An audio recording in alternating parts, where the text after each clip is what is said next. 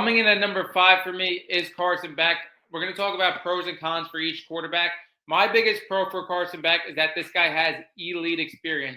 He was at Georgia for 4 years. He started for 2 out of 4 years. He sat back while they were winning national championships. After Georgia, he goes to Miami. Obviously, they were in the national championship this year. This guy, when you look at the 2 programs he played in and the length of time he played in college football, nobody on this list has a better set of experience with coaches, with programs than Carson Beck. Now, when you look at Carson Beck's career, to me, it has been very, very weird. When we look at Carson Beck when we were going into the 2024 season, this was a guy that we really thought was going to be the number 1 pick in college football. I mean, number 1 pick in the NFL draft. And again, it is so hard to keep grading these guys because it switches like constantly throughout the season. This was a guy, like I said, that we thought was going to be the first overall pick. It did not happen. When you look at Carson Beck, when it comes to him starting 2023, 2024, and 2025, I believe his best season, in my opinion, wasn't this season that they made to the national championship, that they came within plays away of possibly winning a national championship. I thought his best season by far was 2023. When you look at his 2023 season, he had 72% completion percentage, 3,900 yards. He had 24 touchdowns, a 6 interception, an unbelievable touchdown to ratio, interception ratio, like a 3-to-1 touchdown interception ratio. I thought he played phenomenal that season. But largely why I thought he played phenomenal that season is because of the pieces he had around him. I think when people were looking at Carson Beck throughout his career, and I've had very similar feeling to other players on this list, a lot of times you look at a big program like Georgia and you automatically think that they have the best weapons around them, that they have elite weapons. That wasn't the case in Carson Beck's career at Georgia. I thought 2023, he had a great team around him, and they were really unleashing Carson Beck, and that's when he was his most consistent downfield as well.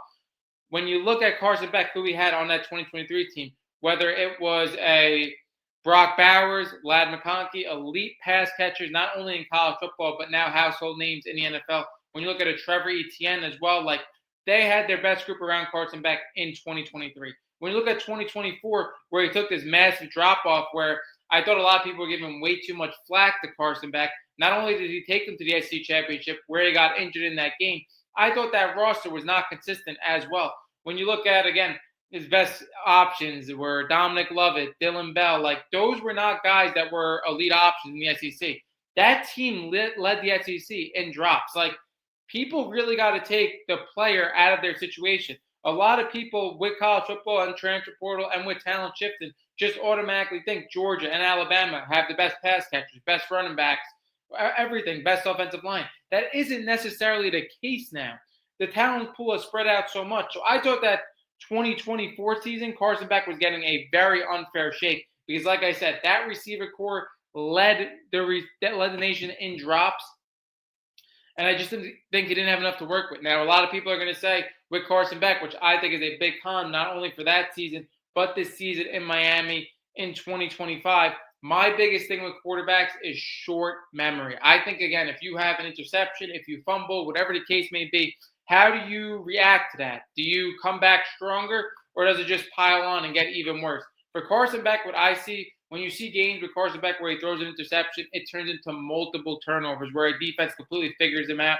And to an extent, sometimes he sees ghosts. Like I thought in that Louisville game, the guy was seeing ghosts. Like you saw a Miami team that was rolling through everybody. They get to Louisville, who Miami was a much better team than Louisville. Carson Beck throws 4 interceptions this season.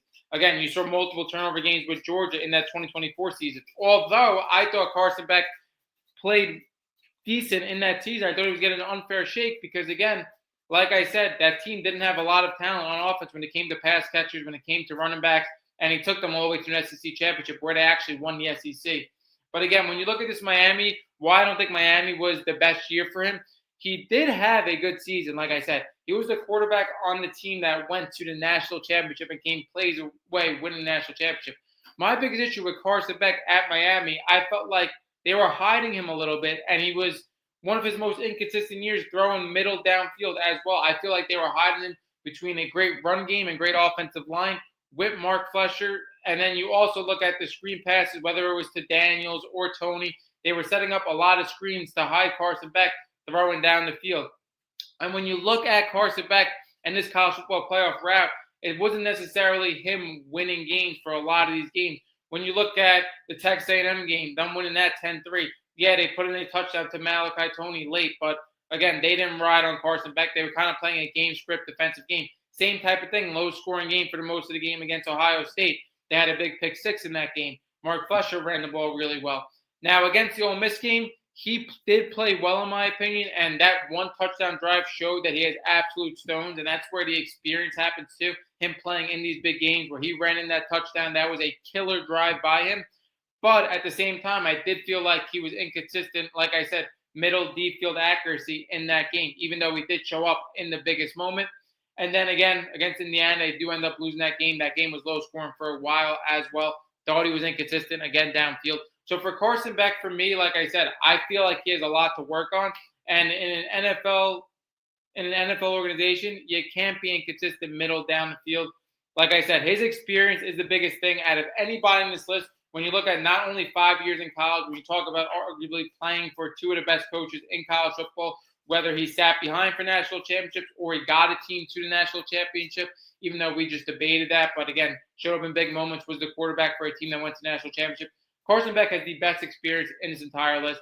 He also has great size at 6'4", 220. Again, prototypical NFL size. So I really like that as well. He has the ability to make every throw, and we saw in the 2023 season him really do that at a consistent rate. It's just if he could get back to that point, to me, is a very big thing.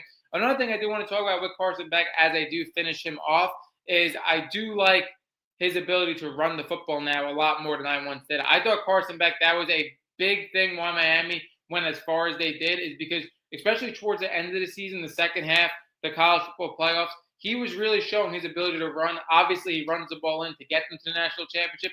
But this is a guy now that I feel like even though he doesn't look to run, he can run. And I think a lot of that really came down to Miami having the best offensive line possibly in the country. They really instilled confidence in him extending plays outside of the pocket and running the football. I think that's pretty big as well. Now, again, are they going to be designed run for Carson Beck?